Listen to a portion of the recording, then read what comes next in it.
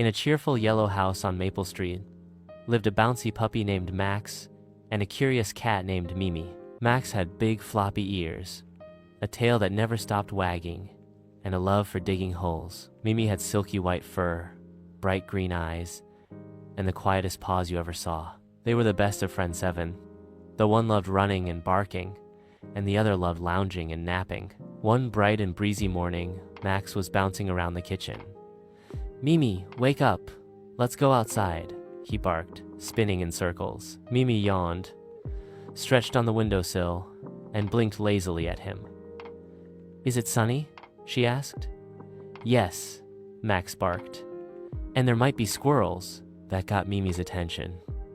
She leapt gracefully from her perch and padded to the door. With a wag of his tail and a swipe of Mimi's paw, the back door creaked open.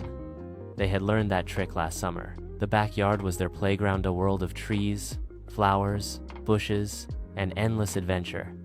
Max zoomed out first, chasing a fluttering butterfly. Mimi followed slowly, tail flicking, eyes scanning every corner. They sniffed, climbed, rolled, and purred until Max suddenly froze. "Shh! Do you hear that?" Mimi twitched an ear.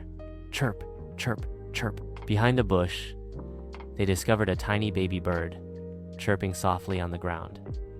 It had tumbled from its nest above. Max's ears drooped. "We have to help it. What if it's scared?"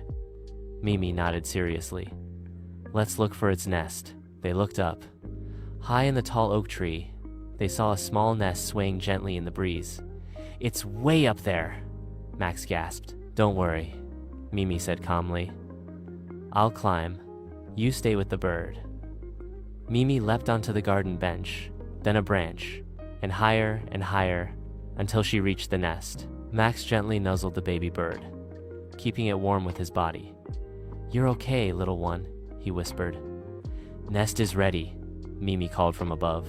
Carefully, Max picked up the baby bird by the scruff, just like his mama used to carry him, and brought it to the base of the tree. Mimi climbed halfway down and reached out a gentle paw. With perfect timing and balance, she scooped the baby bird into a cozy leaf-lined nook and guided it up the rest of the way. Back in its nest, the baby bird snuggled up with its brothers and sisters. The mama bird chirped from a nearby branch, swooping in with a thank you song that only animals could understand. Max wagged his tail so hard, he nearly knocked over a flower pot.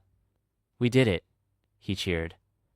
Mimi purred and leapt down to land gracefully beside him. They spent the rest of the afternoon resting under the oak tree, watching clouds float by and birds flit through the sky. "You know," Mimi said, curling her tail around Max, "you're loud, messy, and sometimes too excited.